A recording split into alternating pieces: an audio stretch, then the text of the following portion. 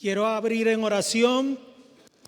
Amado Padre Celestial, te doy las gracias, Señor, por este momento. Te doy las gracias, Padre, por la vida de cada uno de mis hermanos y de mis hermanas que has permitido que estén hoy en tu casa, Señor, que hayan venido a escuchar lo que tú tienes preparado para nosotros, Señor. Espíritu Santo, eres bienvenido en este lugar, eres bienvenido en nuestros corazones. Habla a nuestros corazones y haz lo que tenga que hacer en el nombre poderoso de Jesús. Amén y amén. Quería compartir con ustedes una palabra que está en Primera de Reyes, en el capítulo 17, comenzamos allí. Vamos a leer un poco. Unas 3 horas más o menos tengo preparado el sermón. Así. No, mentira. No 3, pero como 2 sí. Y vamos a hablar un poco sobre el ministerio de Elías. Entonces voy a comenzar desde el 17, verso 1, ¿verdad? Primera de Reyes, capítulo 17, verso 1. Los que se puedan poner en pie para leer este verso. Y nos dice así: entonces Elías Tisbita, que era de los moradores de Galat, dijo a Acab: vive Jehová, Dios de Israel, en cuya presencia estoy, que no habrá lluvia ni rocío en estos años, sino por mi palabra. Pueden tomar asiento. Cuando estaba preparando la prédica me formulé algunas preguntas que quiero compartir con ustedes, ¿no? Y me preguntaba, ¿cuál es el hombre que más admiran de todos en las Escrituras? ¿Por qué lo admiran? Estas son preguntas para que se las lleven para su casa. Tienen tarea, ¿no? Desde Primera de Reyes, desde el 17 en adelante, tienen tarea para que lean esta poderosa historia, ¿no?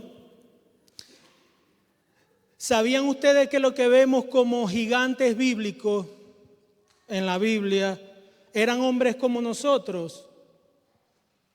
No eran superhéroes de esos de Marvel que vemos en las películas. Eran hombres de carne y hueso, mujeres y hombres de carne y hueso como nosotros, llenas del Espíritu Santo. Gente como Moisés, David, Daniel, Pablo. ¿Les parecen conocidos? Entre otros. Nos parecen muchas veces inalcanzables, pero eran hombres y mujeres como nosotros.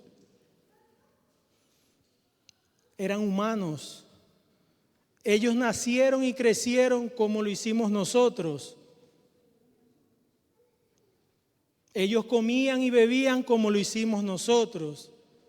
Ellos sentían como lo hacemos nosotros. Ellos se reían o se ponían tristes como lo hacemos nosotros. Reaccionaban como lo hacemos nosotros. Ellos eran seres humanos como nosotros, pero a veces nos parecen inalcanzables. No eran dioses que vienen del Olimpo, de Grecia, con superpoderes especiales. No, para nada. Eran personas y seres normales como nosotros. Y uno de esos hombres, de estos que vamos a hablar hoy, fue considerado por Dios el más grande profeta. Y no es un mejor ser humano para que tomemos el ejemplo de todo esto que estoy diciendo. Emociones, sentimientos, risas. Era una persona común y corriente. Y no superó nuestra condición natural de ser humano. Porque a veces pensamos que cuando leemos algo aquí en la Biblia, no era un hombre. Sí hay hombres ungidos, hay hombres con el poder del Espíritu Santo, pero nosotros tenemos esa autoridad también en estos tiempos. Y este hombre es Elías, como lo dije hace rato, que el nombre significa, a ver, ¿quién sabe qué significa Elías? ¿Alguien? Elías significa Jehová es Dios. No se sabe mucho de Elías, en la Biblia no habla mucho de Elías hasta que entra en acción. Así son las cosas de Dios, ¿no? Y lo vemos desde el Primera de Reyes, del capítulo 17 en adelante. Dice así, ¿no? Como lo leímos ahorita, Elías Tisbita, que era de los moradores de Galaad. Eso es todo lo que se sabe anterior a Elías. Pero fue uno de los primeros de una larga línea de profetas que Dios utilizó. ¿Para qué los utilizó Dios? Para llevar su palabra a Israel. Uno de los profetas más importantes, porque ¿qué pasaba? Dios ponía reyes, el pueblo de Dios le pidió a Dios reyes y Dios puso reyes. ¿Y qué pasaba? Que estos reyes se corrompían. Los sacerdotes eran corruptos, entonces no llevaban la palabra de Dios a su pueblo. Y esto se repetía de generación en generación de reyes. Pero resulta ser que estos reyes que tenemos aquí fueron especiales, pero en hacer lo malo. Acab y su esposa Jezabel. Entonces Dios pone a Elías en un tiempo, ¿verdad?, en lo que eran falsos dioses adorados por el pueblo de Israel. Entonces le quise poner a esta prédica, Elías, un hombre de fe. ¿Cuántos hombres y mujeres de fe hay aquí en esta tarde? No hay muchos. ¿Cuántos hombres y mujeres de fe hay aquí en esta tarde?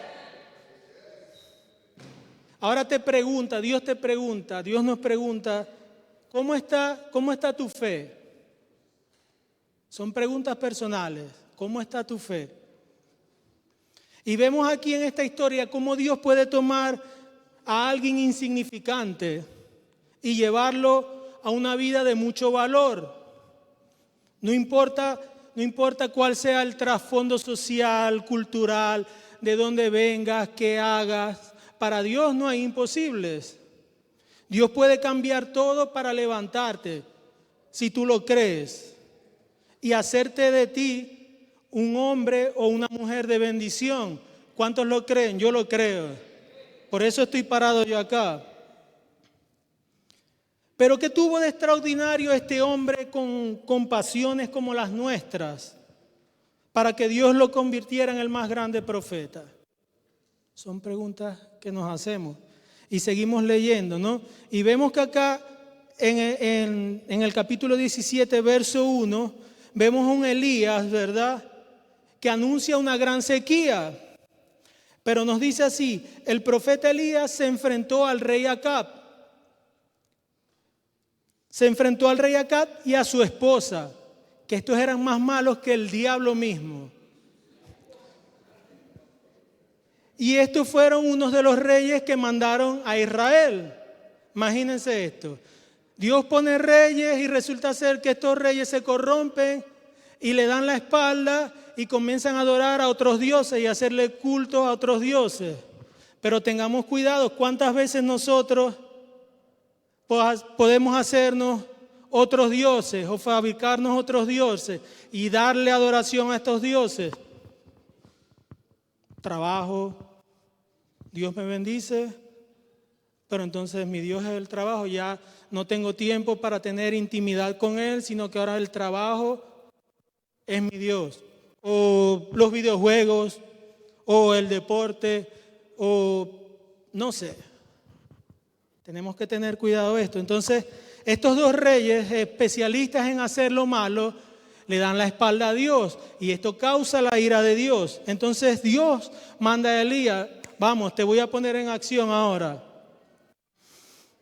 Y cuando Dios decide ponerte en acción, tienes que prepararte porque va con todo y te va a utilizar, quieras o no quieras. Yo recuerdo que yo le decía a mi esposa, no, ve tú, no, anda tú. Y yo le llegué a decir a Dios muchas veces, no, yo no voy. Y aquí estoy. Y ya dije, no, Señor, yo no digo más que no voy a hacer nada para ti. porque me agarra Dios y me saca y me pone donde Él quiere. Y no podemos contra Dios. Y Dios va a hacer su voluntad en tu vida, quieras o no quieras. Te va a hacer pasar por procesos, quieras o no quieras. Mientras más blando esté tu corazón, va a ser más fácil que Dios te pueda procesar. Mientras más duro esté tu corazón, va a ser más difícil y más doloroso el proceso. Entonces vemos a un Elías, ¿verdad?, que anuncia una gran sequía. Imagínense ustedes que viene aquí el rey de Holanda y entra por esa puerta. ¿Qué le dirían? Muchas personas ni se acercarían por respeto, otros lo mirarían, otros lo saludarían, pero ya hasta ahí. Bueno, vemos un Elías que Dios le da palabra, ¿verdad? Y va ante el rey de Israel y le dice: oye, tengo palabra de Dios para ti. Entonces me imagino acá, oh, Dios me va a bendecir. No, Dios no te va a bendecir. Resulta que Dios va a enviar sequía por 3 años. 3 años de sequía. Pero vemos aquí en esta parte la autoridad que tenía Elías. Y nosotros tenemos esa autoridad como hijos de Dios, de pararnos y estar firmes ante las circunstancias de la vida, ante los problemas de la vida, situaciones. Dios nos ha dado esa autoridad por medio de Cristo Jesús. ¿Cuántos lo creen? Yo lo creo. Y así ha sido con mi vida. Entonces estos reyes habían llevado a Israel a adorar ídolos, ¿no? Y al pueblo a pecar, ¿no? Entonces Elías les dijo: bueno, Dios va a quitar la lluvia por 3 años. Y le dice Dios a Elías: y te vas a esconder porque esta Jezabel era una bruja mala, ¿no? Entonces, y Dios envió, era una bruja mala, era una mujer mala, era más mala que su esposo. Su esposo era malo, pero ella era más mala que su esposo. Ella era la reina, su esposo estaba por la figura, pero ella era la que maquinaba en esa mente. Entonces empezaron a buscar a Elías. Cuando seguimos leyendo más adelante, empiezan a buscar a Elías. No, esta mujer estaba furiosa contra Elías porque esto fue fatal para esos tiempos, para ese pueblo. Pero vemos a Elías que le dice al rey Acab: vive Jehová Dios de Israel, vive Jehová Dios de Israel, en cuya presencia estoy. ¿En qué presencia estamos nosotros, amados hermanos? ¿A quién le servimos? Esta declaración nos da una pequeña idea o una idea de la fuerza, de dónde provenía la fuerza de Elías. Y asimismo debe pasar con nosotros en estas vidas. Miren, vive Jehová Dios en cuya presencia estoy. Y dice Santiago en su palabra, que Elías era un hombre sujeto a pasiones como las nuestras, como lo acabamos de mencionar. Pero estaba firme. No quiere decir que no tenía sentimientos o que no tenía reacciones o que no era un ser humano. Pero él estaba consciente de dónde provenía su fuerza. Vive Jehová Dios de Israel. Vive Jehová Dios de Israel. Todos sentían en ese momento que Jehová estaba muerto. Pero para Elías Dios vivía. ¿Cuántas veces nosotros nos sentimos que Dios nos ha abandonado o que Dios no está? Pero para Elías, Dios era la realidad suprema de su vida, de su día a día. ¿Cuál es la realidad suprema de tu vida? ¿Cuál es la realidad suprema de tu vida? ¿Es Dios? ¿De dónde viene la fuente de tu poder? En cuya presencia estoy, podemos leer. Él estaba en la presencia del rey, pero estaba consciente de que alguien más grande que un rey terrenal estaba con él. ¿Y quién es ese rey? Dios estaba con él y él estaba seguro de eso. Y estaba lleno de la autoridad que Dios le había dado. Imagínense que Elías apareció en escena, fue y le dijo a Acab que no iba a llover por 3 años. No llovió por 3 años. Y seguimos leyendo más adelante, ¿verdad? Anuncia la sequía. Elías anuncia la sequía al rey. Estaban buscando a Elías por todo el territorio de Israel, porque esta Jezabel era mala y hay que tener cuidado con una mujer brava. Entonces esta Jezabel lo estaba buscando.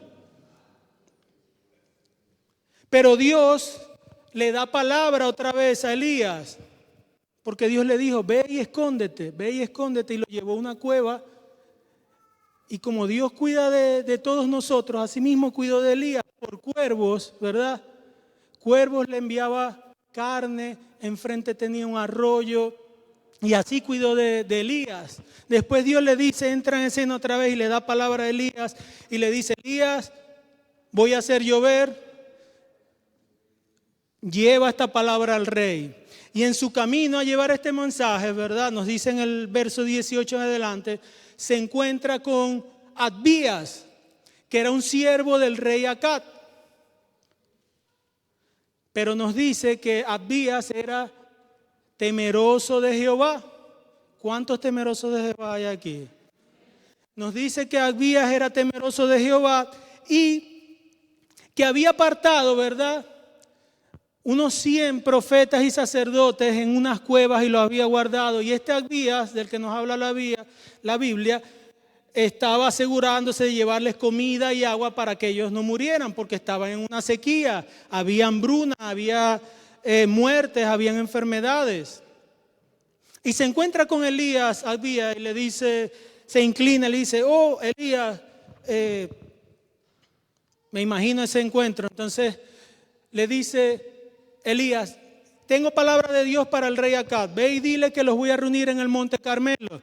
Y dice Abías, no, yo no voy a ir, porque yo voy a llevarle esta palabra y después el Espíritu de Dios te lleva a otro lugar y me matan. Entonces Elías le da su palabra a Abías y le dice, ve y dile esto al rey Acab, que nos vamos a reunir en el monte Carmelo. Nos vamos a reunir en el monte Carmelo.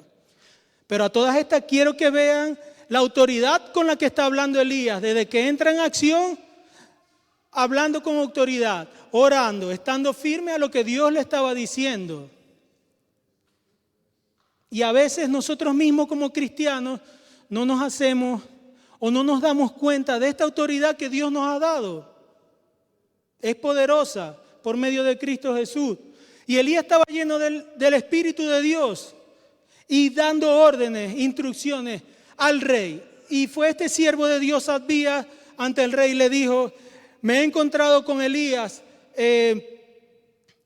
dice que nos tenemos que ir al monte Carmelo, lleva a los profetas de Baal, porque la reina Jezabel tenía 450 profetas de Baal que le decían lo que ella quería escuchar, y 400 profetas de Acera que le rendían culto a otros dioses, a los árboles, al clima, etcétera, etcétera. Entonces le dice, ve y quiero que lleves a tus profetas, ve al monte Carmelo y vamos a ver quién es el Dios verdadero. Y se da este encuentro, van todos al monte Carmelo, como Elías le había dado las instrucciones. Miren la autoridad de Elías, le da instrucciones a todos, va el rey, lleva a sus profetas y va al pueblo de Israel. Y entonces Elías les dice, ¿hasta cuándo van a claudicar? Adorando a falsos dioses. Este pueblo venía de recibir tantos milagros, o las generaciones atrás. Dios había hecho tantos milagros en sus vidas y ahora le habían dado la espalda y estaban adorando a falsos dioses. Y Dios nos pregunta a nosotros, ¿dónde tenemos la mirada puesta? ¿Dónde está nuestro corazón? ¿A qué Dios estamos adorando? Muchas veces o siempre Dios nos bendice, pero queremos más y más. Es una condición normal del ser humano. Lo que nos lleva a descuidar nuestra relación con Dios. Y podemos comparar en esos tiempos con estos tiempos cómo la creación de Dios le da su espalda. Pasó en esos tiempos y pasan estos tiempos todavía.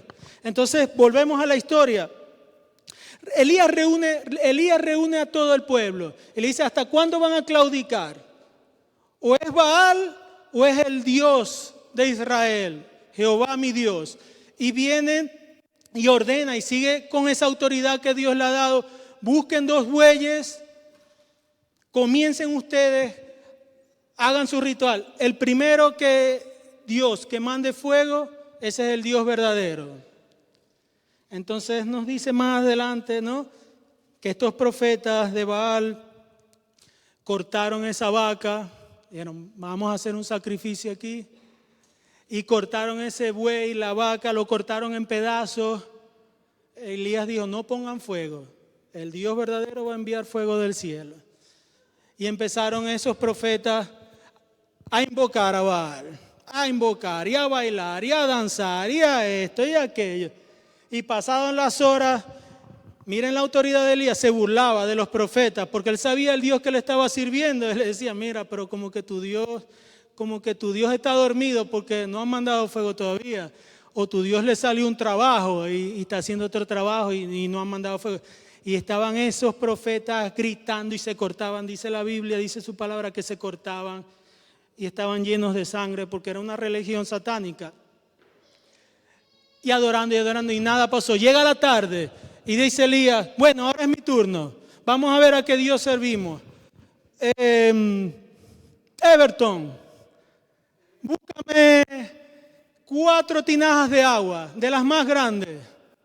Y fue el buen siervo y vino con la primera tinaja. Le vaciaron todo el holocausto. Primera tinaja. La otra, le echaron la otra tinaja de agua. La tercera, le echaron toda la tinaja. La cuarta, bien mojadito estaba eso.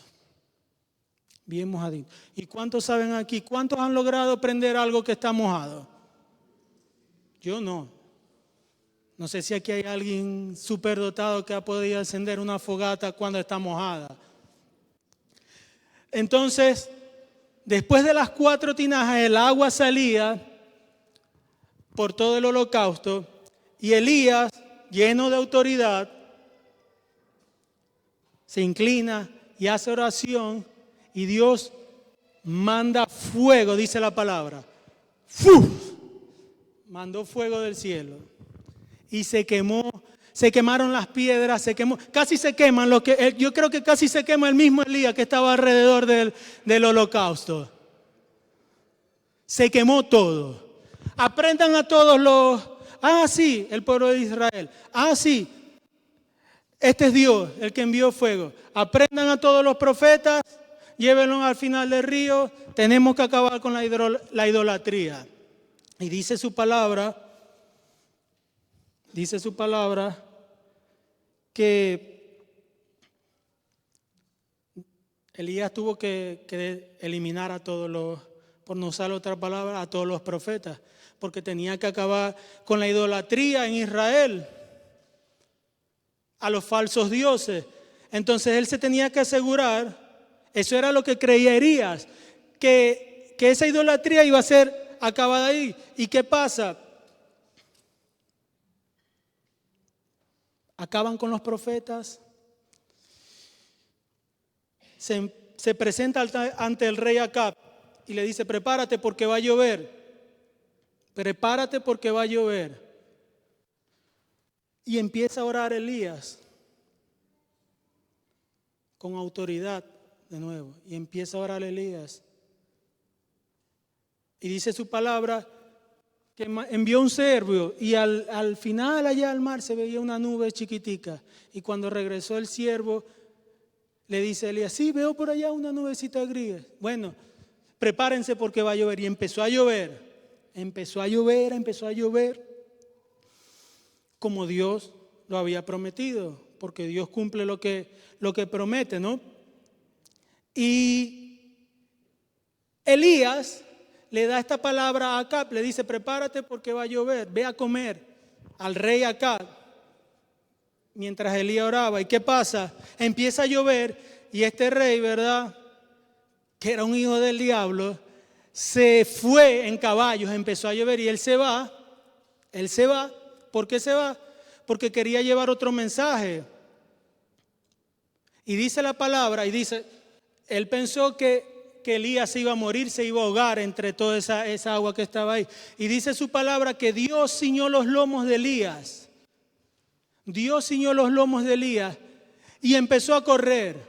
Y pasó a los caballos del rey y de toda su artillería, los pasó y llegó al lugar. Y pudo llevar el mensaje de lo que había pasado. Porque el temor de Elías era que se llevara otro mensaje en este momento de lo que había pasado. Y seguimos más adelante. Esta Jezabel en el 19, ¿verdad?, le dijo que lo iba a matar porque había matado a sus profetas, a los que le decían, sí, te ves linda, o sí, lo que ella quería escuchar, la adoración a los falsos dioses. Entonces Elías huye al desierto. Elías huye al desierto. Después de todos los milagros que había hecho, Elías huye al desierto cansado. Y leemos en el capítulo 19, lo voy a citar textualmente. Elías tiene que huir porque Jezabel lo está buscando para matarlo, ¿no? Acuérdense, una mujer brava es peligrosa, ¿no? Y Jezabel lo está buscando para matarlo. Y se fue al desierto muy cansado y se escondió en una cueva y se sentó abajo de un árbol. Y dice la palabra que deseando morirse dijo, basta ya, Jehová, en el 19 desde el 4, quítame la vida, pues yo no soy mejor que mis padres. Y echándose debajo del enebro, se quedó dormido. Y he aquí luego un ángel le tocó y le dijo, levántate, come. Entonces él le miró y he aquí en la cabecera una torta cocida y una vasija con agua. Y él comió y bebió y volvió a dormirse. Y nos dice en el 7, y volviendo el ángel de Jehová la segunda vez, lo tocó diciendo, levántate y come, porque largo camino te resta.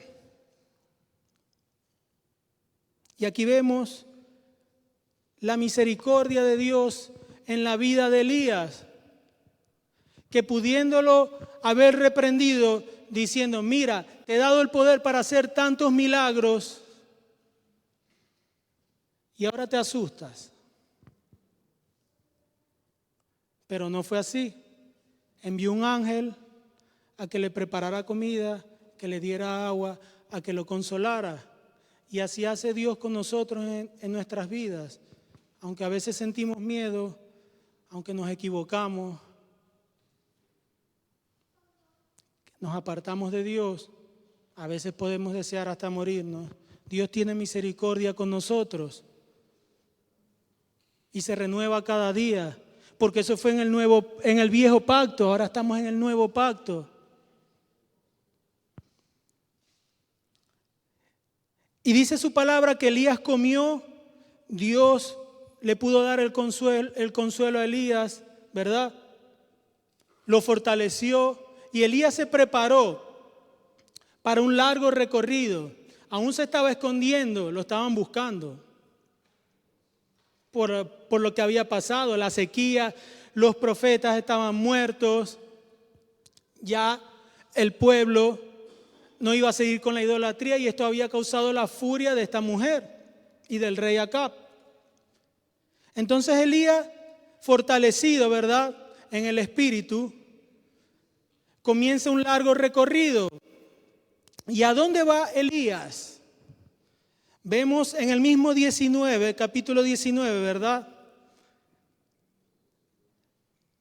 En el verso 8, que esa comida le sirvió a Elías para caminar 40 días y 40 noches hasta Horeb, el monte de Dios. ¿Cuántos pueden recordar el monte Horeb? A ver, ¿hay alguien que lo recuerde? El monte Horeb fue donde Dios se le apareció a Moisés para darle los mandamientos que iba a utilizar para la humanidad. Y miren a dónde Dios estaba mandando a Elías. Y era más o menos aproximadamente una distancia de 320 kilómetros. Pero Dios le había dado la fortaleza a Elías. Vemos un Elías que había hecho muchos milagros, que Dios le había dado mucha autoridad, pero que se había deprimido, que estaba cansado, que había deseado la muerte, que se le había olvidado esa autoridad que Dios le había dado. ¿Y cuántas veces no se nos olvida eso a nosotros? Que Dios nos da la autoridad para seguir adelante por medio de Cristo Jesús. Y vemos un Elías renovado que va a Horeb, ¿verdad?, a un encuentro con Dios.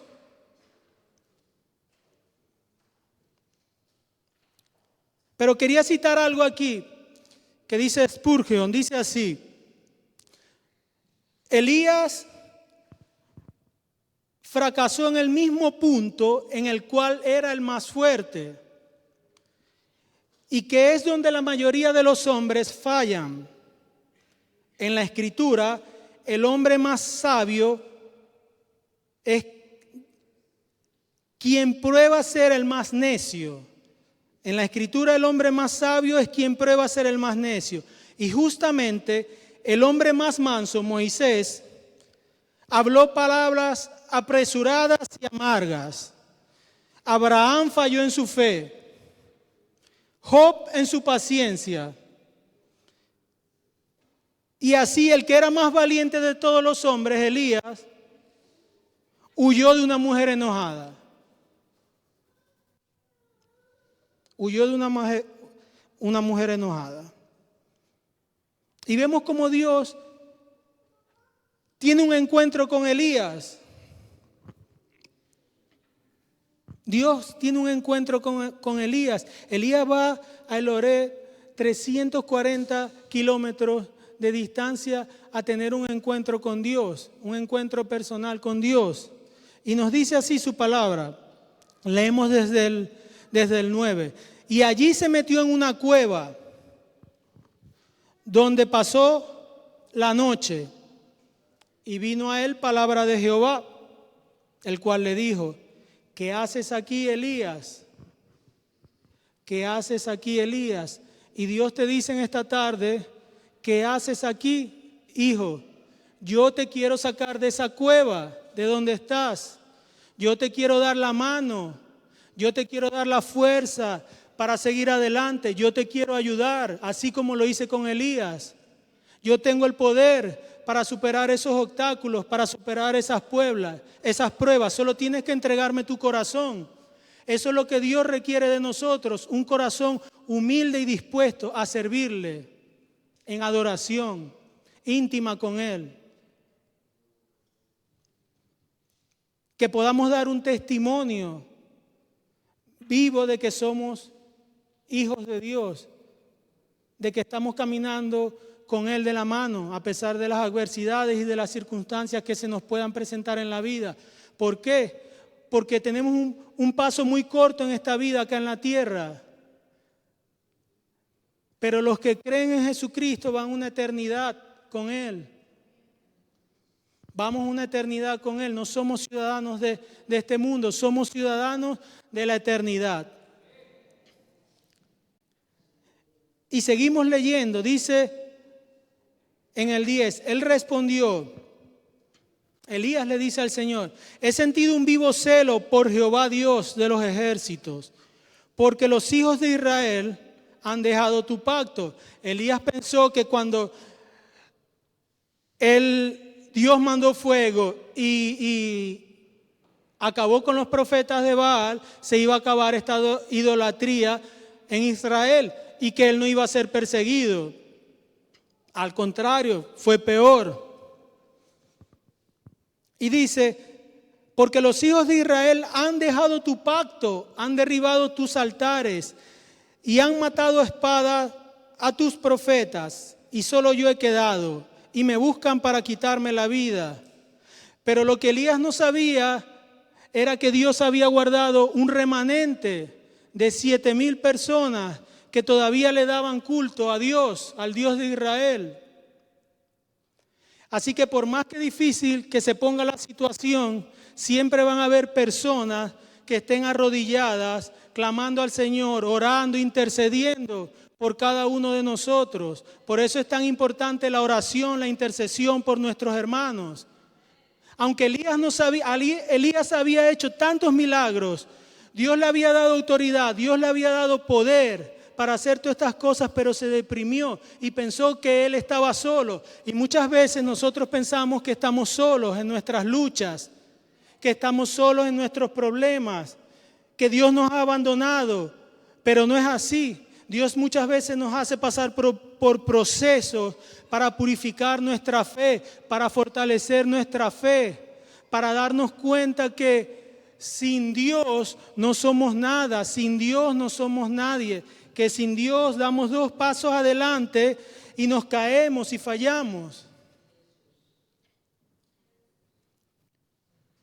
Cuando nos olvidamos de Dios, las cosas van mal.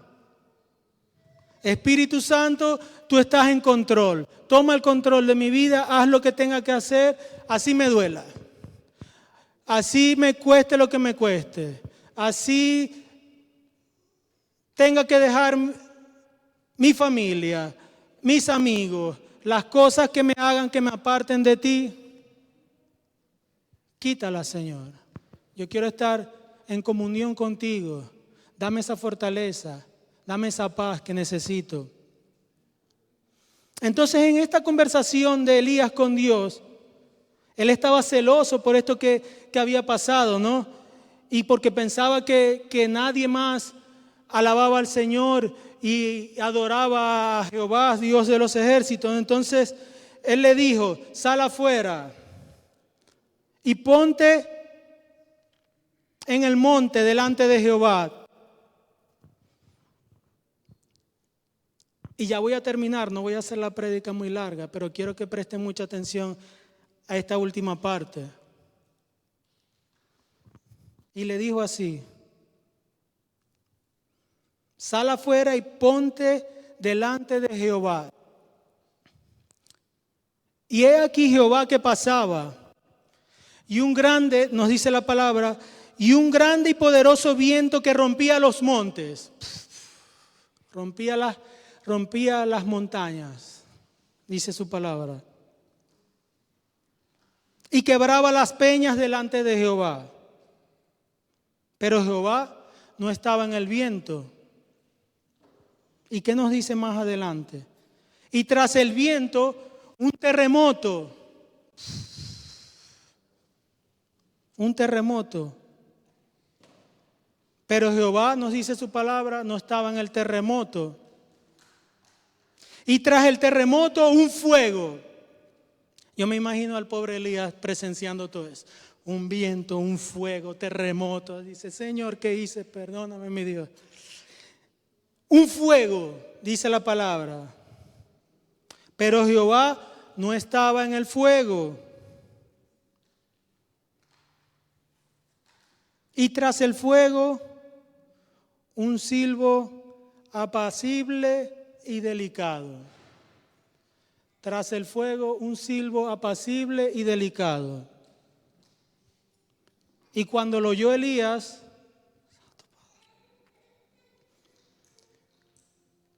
cubrió su rostro con su manto y salió y se puso a la puerta de la cueva. Y he aquí vino a él una voz diciendo, ¿qué haces aquí, Elías? Y Dios te dice, y lo repito, ¿qué haces aquí, hijo mío? A veces queremos buscar a Dios en eventos grandes, en iglesias grandes, en conciertos con artistas. Pensamos que vamos a conseguir a Dios y tal vez es así. Pero ¿qué nos dice su palabra? Y yo no digo que esté mal que podamos disfrutar de esas cosas, que podamos disfrutar de la gracia que Dios nos ha dado. Pero muchas veces Dios está en el susurro de un silbido. Dios está a un paso de ti. Dios está en esa madrugada cuando no puedes dormir, ¿verdad? Y estás cargado con tantas cosas, ¿verdad? No tienes sueño, no concilias el sueño. Dios está ahí esperándote. Que dobles tus rodillas, que le clames, que le pidas, que clames a Él. Ahí está Dios. Y Dios va a hablar a tu corazón si estás dispuesto a abrirle y dejar que entre. Porque no es con nuestras propias fuerzas, es con sus fuerzas que vamos a poder seguir adelante. Es con sus fuerzas que vamos a vencer los obstáculos de la vida. Y no va a ser para darnos gloria a nosotros mismos, va a ser para darle la gloria a Él, que nos ha redimido por su gracia, porque no nos merecemos nada. Somos pecadores, somos de cabeza dura. Pero Él, en su amor, envió a su Hijo Jesús a morir por ti y por mí en una cruz. Una muerte horrenda.